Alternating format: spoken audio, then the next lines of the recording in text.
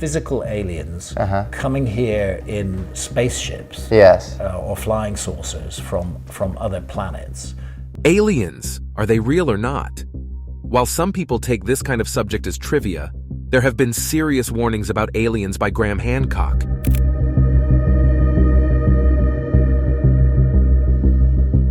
Who is Graham Hancock, and why is his terrifying revelations about aliens seriously concern you? Keep watching as we bring you all the details. Yes. We have that phenomenology in encounters with fairies and elves in the Middle Ages, and we have the identical phenomenology in encounters with aliens today. And I think it's obvious. We're looking at the same experience through time, construed through different cultural lenses.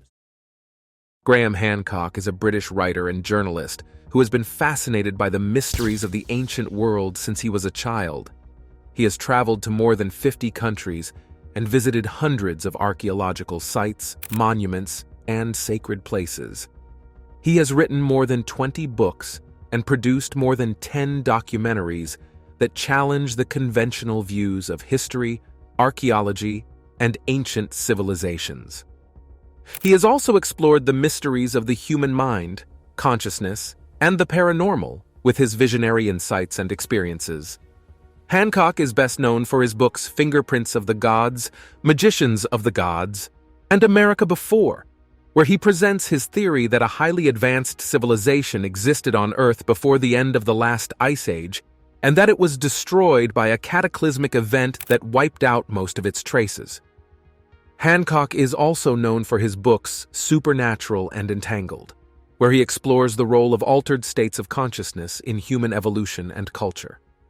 He suggests that humans have been in contact with other realms and entities through various methods such as shamanism, psychedelics, meditation, near-death experiences, and dreams. He proposes that these realms and entities are not mere hallucinations or illusions, but rather realities that exist beyond our normal perception. He also proposes that some of these entities may be extraterrestrial or interdimensional beings who have interacted with humans throughout history. Hancock is one of the most influential and controversial thinkers of our time.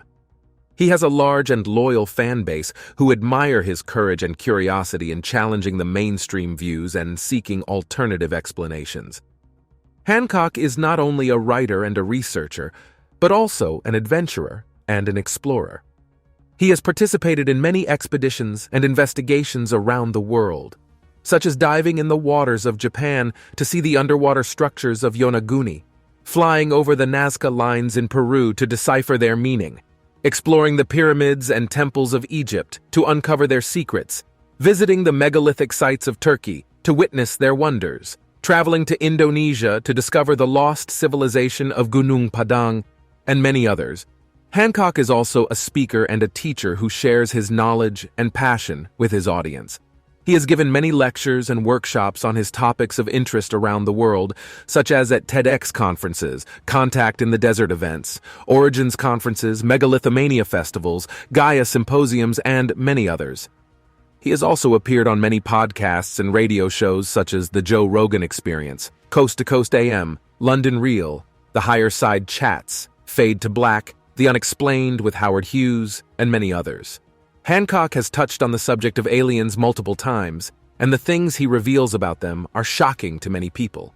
For example, Hancock believes that there was a highly advanced civilization that existed before the end of the last ice age, around 12,000 years ago, and that it was destroyed by a cataclysmic comet impact that triggered massive floods, earthquakes, and volcanic eruptions. He calls this civilization Atlantis, after the legendary lost continent that Plato described in his dialogues. He claims that Atlantis was a technologically advanced civilization that had contact with extraterrestrials, and that its destruction was part of a cosmic war between good and evil forces. He also speculates that some of the Atlanteans survived the cataclysm and migrated to other parts of the world, spreading their knowledge and culture. But what do we know about Atlantis? Atlantis is actually one of the most fascinating and mysterious topics in history, and here is Hancock tying the city to aliens. It is a legendary city that was said to be the home of a highly advanced civilization that existed thousands of years ago.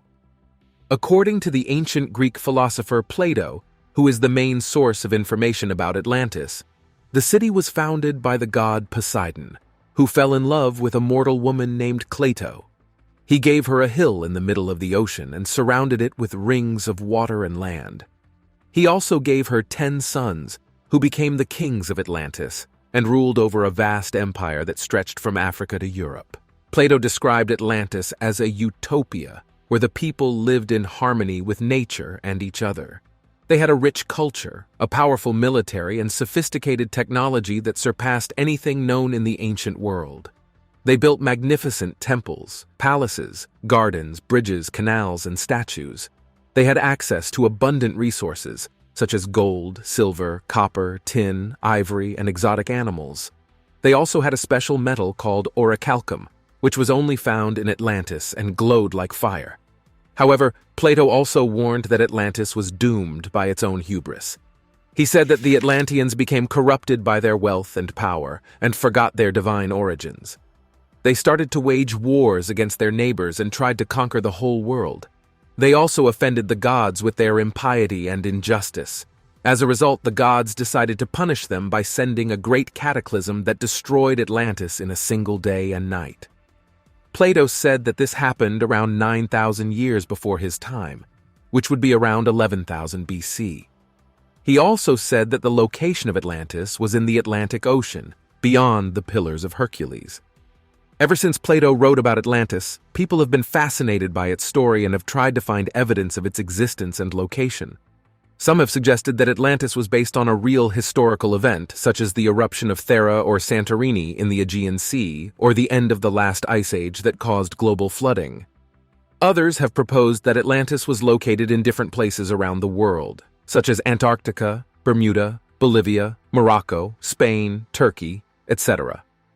Some have even claimed that Atlantis was not a physical city at all, but a spiritual or metaphysical realm that can only be accessed by higher consciousness. One of the main sources of Hancock's theory is his interpretation of ancient myths and legends from various cultures around the world. He believes that these stories are not mere fantasies or allegories, but rather encoded memories of real events and encounters with extraterrestrial beings. He argues that these beings came to Earth in different epochs of history and influenced the development of human civilization in various ways. Some of them were benevolent and taught us valuable knowledge and skills, while others were malevolent and enslaved us or waged wars against us. He also suggests that some of these beings may have interbred with humans, creating hybrid races or bloodlines that have special abilities or roles in human history. One of the most famous examples of such myths is the legend of Atlantis, which we talked about earlier. Hancock believes it was a real civilization that existed in the remote past before a cataclysmic flood wiped it out. He claims that Atlantis was founded by an advanced race of aliens who came to Earth from a star system called Sirius, and who imparted their wisdom and technology to the Atlanteans. He also claims that some of these aliens survived the flood and escaped to other parts of the world, where they continued to influence human history as gods, kings, heroes, or sages. He cites evidence from ancient texts, monuments, artifacts, and traditions that support his hypothesis.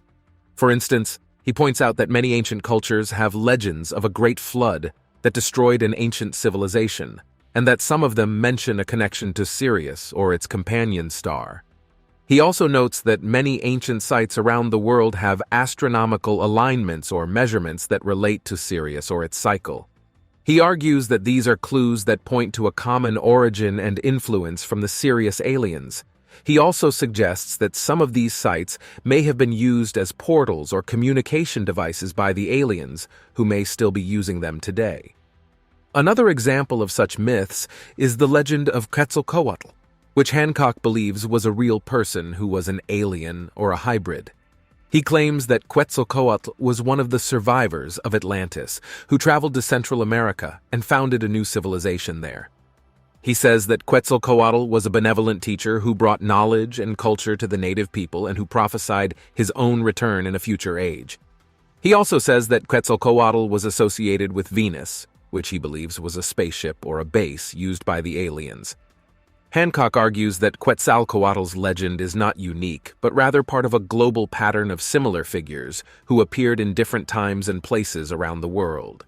He calls them the Shining Ones and says that they were either aliens or hybrids who came to Earth to guide humanity or to fulfill a certain mission. He cites examples such as Osiris in Egypt, Viracocha in Peru, Buddha in India, Jesus in Israel, Muhammad in Arabia, King Arthur in Britain, and many others.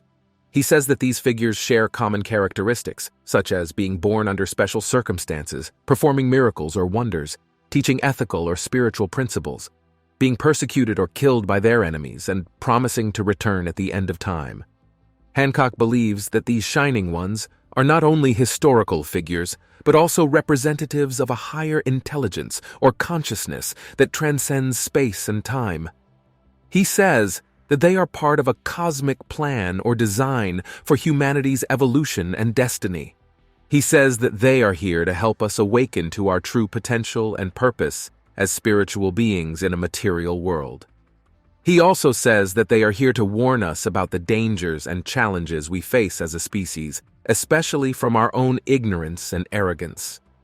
One of these dangers is the possibility of another cataclysmic event that could wipe out human civilization as we know it. Hancock says that this event could be caused by natural forces such as an asteroid impact, a volcanic eruption, a solar flare, or a pole shift, or by human forces such as nuclear war, environmental degradation, genetic engineering, or artificial intelligence. He says that this event could happen soon, within our lifetime or our children's lifetime. He says that this event is not inevitable, but rather dependent on our choices and actions as individuals and as a collective. Hancock says that we are not alone in facing this danger. Perhaps more shocking is that he says that some of the aliens who visited Earth in the past are still here today, but they are hiding from us or observing us from a distance.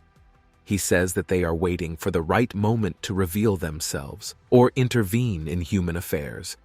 He says that they are not here to save us or to destroy us, but rather to assist us or challenge us. He says that they are here to test us and to teach us, to judge us, and to guide us. According to Hancock, we have the power and the responsibility to decide our own fate. He says that we have the potential and the opportunity to create a new and better world or to destroy the one we have. He says that we have the freedom and the duty to choose between love and fear, wisdom and ignorance, between cooperation and conflict, between harmony and chaos. He says that we have the chance and the challenge to become the magicians of our own gods or the slaves of our own demons. Hancock also claims that these aliens are not omnipotent or omniscient, but rather limited and fallible. He says that they have their own weaknesses and flaws, their own conflicts and challenges, and their own interests and agendas. He says that they are not gods or angels, but rather beings like us, only more advanced or different. He says that they are not here to save us or to destroy us, but rather to assist us or challenge us. Hancock believes that these aliens are still here today, but that they choose not to interact with us openly or directly. He says that they have several reasons for doing so, such as they respect our free will and sovereignty as a species. They do not want to interfere with our natural evolution or development. They want us to learn from our own mistakes and successes. They are bound by certain laws or rules that prevent them from revealing themselves or intervening in human affairs. These laws or rules may be imposed by themselves or by other higher authorities or forces. They are afraid of us or of the consequences of interacting with us. They fear that we may harm them or ourselves with our violence or ignorance. They fear that we may misuse or abuse their gifts or teachings. They are indifferent to us or bored with us. They have no interest or curiosity in us or our affairs. They have other priorities or goals that occupy their attention. They are waiting for the right time or condition to interact with us. They are waiting for us to reach a certain level of maturity or readiness. They are waiting for a certain event or sign to occur. Hancock says that these reasons are not mutually exclusive, but rather complementary. He says that different aliens may have different reasons for choosing not to interact with us, depending on their nature and purpose. He also says that these reasons may change over time as the situation changes. Hancock says that we should not be discouraged or disappointed by the lack of alien interaction. He says that we should not rely on them or depend on them for our salvation or destruction. He says that we should not worship them or fear them as gods or demons. He says that we should not expect them or demand them to show up or help out. Hancock says that we should instead focus on ourselves and our own potential as human beings. He says that we have the power and the responsibility to shape our own destiny as a species. He says that we have the potential and the opportunity to create a new and better world for ourselves and others. He says that we have the freedom and the duty to choose between love and fear, wisdom and ignorance, between cooperation and conflict, between harmony and chaos. Interestingly, Hancock is not the only prominent person that believes aliens are on Earth, but avoiding us. For example, Tom DeLonge, the former lead singer of the rock band Blink-182, who is also the founder of To the Stars Academy of Arts and Science, a company that researches UFOs and extraterrestrial phenomena. He claims to have insider information from government sources that confirm the existence and presence of aliens on Earth. He also says that some of these aliens are hostile and pose a threat to humanity. Another popular personality is Nick Pope, a former employee of the British Ministry of Defense, who was in charge of investigating UFO sightings and reports from 1991 to 1994. He says that he has seen evidence that some UFOs are extraterrestrial craft and that some aliens may have infiltrated human society. He also says that there is a secret war going on between different factions of aliens and humans. There is also Paul Hellyer, a former Canadian Minister of Defense, who publicly announced in 2005 that he believes in aliens and UFOs. He says that he has been in contact with several whistleblowers who have confirmed that there are at least 4 different species of aliens visiting Earth, and that some of them have been working with human governments for decades. He also says that some of these aliens have a hidden agenda to control or manipulate humanity. And of course, everybody knows Demi Lovato, the pop star and actress. She has long believed in aliens and even claimed to have seen a UFO herself. She was also way ahead of the curve in asking us to stop using the word alien when referring to extraterrestrials. She says that she has been in contact with an organization called CE5, which stands for Close Encounters of the Fifth Kind, which is a protocol for initiating peaceful contact with aliens. She also says that she has witnessed amazing things while meditating with CE5 members. Hancock also asserts that many ancient monuments and structures around the world are evidence of alien influence. This theory suggests that some of the most impressive and mysterious constructions in human history, such as the pyramids of Egypt and Mexico, the megalithic temples of Malta and Turkey, the stone circles of Stonehenge and Avebury, the statues of Easter Island and Indonesia, and the Nazca lines of Peru, are not the products of human ingenuity and labor, but rather the results of alien intervention and technology. The theory argues that many ancient monuments and structures are aligned with astronomical phenomena, such as solstices, equinoxes, eclipses, and constellations, and that they encode sophisticated mathematical and geometrical knowledge that is beyond the capabilities of primitive cultures. For example, the Great Pyramid of Giza in Egypt is aligned with the cardinal directions and the Orion's Belt constellation, and its dimensions reflect the ratio of pi and the golden ratio.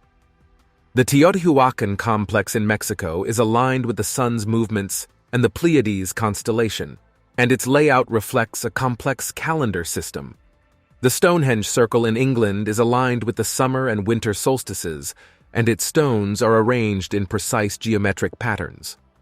The theory suggests that these alignments and encodings are not coincidental or accidental, but rather intentional and meaningful, and that they reveal a hidden message or purpose from an advanced intelligence that guided or influenced their construction.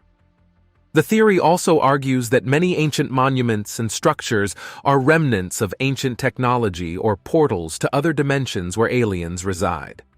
For example, the pyramids of Egypt and Mexico are said to be giant power plants or energy generators that harness the Earth's magnetic field or cosmic rays. The megalithic temples of Malta and Turkey are said to be acoustic chambers or resonance devices that produce sound frequencies or vibrations that affect human consciousness or health. The stone circles of Stonehenge and Avebury are said to be astronomical observatories or navigation devices that track celestial movements or star positions. The statues of Easter Island and Indonesia are said to be antennas or transmitters that communicate with extraterrestrial beings or spacecraft.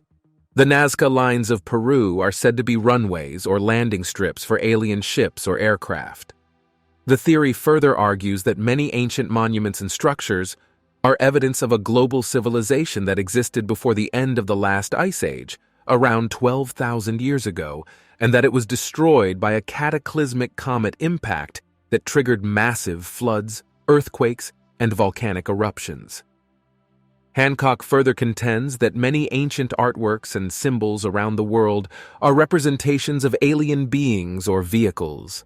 He shows examples such as cave paintings from France and South Africa, rock carvings from Australia and India, pottery from Ecuador and Bolivia, masks from Mexico and Nigeria, figurines from Colombia and Iraq, jewelry from Egypt and Peru, coins from Greece and Rome, manuscripts from China and Ethiopia, paintings from Italy and Russia, sculptures from Cambodia and Japan, etc.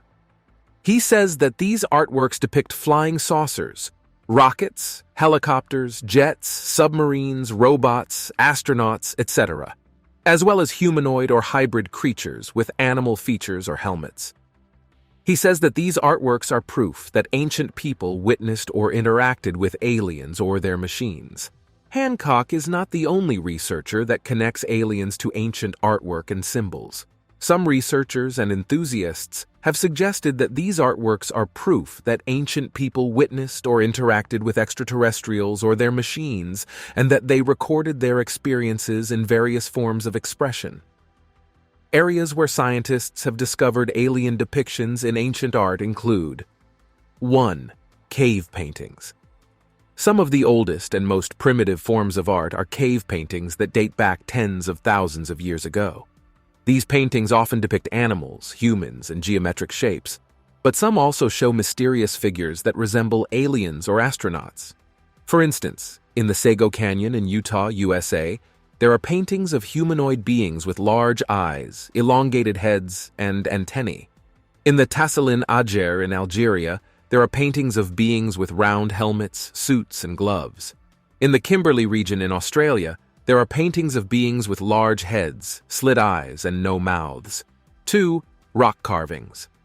Another form of ancient art is rock carving or petroglyph, which is an image created by removing part of a rock surface by incising, pecking, carving, or abrading. Some of these carvings depict strange creatures or objects that resemble aliens or UFOs. For example, in the Val Camonica in Italy, there are carvings of beings with helmets, antennas, and ray guns. In the Chhattisgarh state of India, there are carvings of flying discs and humanoid figures. In the Toro Muerto in Peru, there are carvings of beings with oval heads, large eyes, and antennas. 3. Pottery.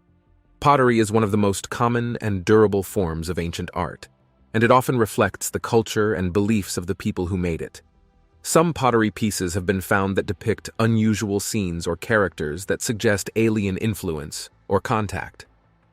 For instance, in the Manabi province in Ecuador, there are pottery vessels that show figures with helmets, goggles, and tubes. In the Tiwanaku culture in Bolivia, there are pottery vessels that show figures with elongated skulls, large eyes, and ear ornaments. In the Nazca culture in Peru, there are pottery vessels that show figures with animal features such as feline heads, bird wings, or serpent tails. 4. Ancient masks. Masks are another form of ancient art that often have religious or ceremonial significance. They are usually worn to represent or invoke a deity, spirit, or ancestor. Some masks have been discovered that have features or designs that resemble aliens or their technology. For example, in the Teotihuacan culture in Mexico, there are masks made of jade or obsidian that have slit eyes, square mouths, and geometric patterns. In the Igbo Ukwu culture in Nigeria, there are masks made of bronze that have round eyes, pointed noses, and elaborate headdresses. In the Sangxingdui culture in China, there are masks made of bronze that have large ears, protruding eyes, and ornamental horns. And 5. Figurines. Figurines are small statues or models that often represent humans, animals, or mythical beings. They can be made of various materials, such as clay, stone, metal, wood, or bone. Some figurines have been found that portray creatures or objects that look like aliens or their vehicles. For example, in the Nok culture in Nigeria, there are figurines made of terracotta that show humanoids with cone-shaped heads, large eyes, and elaborate hairstyles. In the Ubaid culture in Iraq, there are figurines made of clay that show humanoids with lizard-like heads, slanted eyes, and scaly skin. In the Quimbaya culture in Colombia, there are figurines made of gold that show objects with wings, tails, and propellers.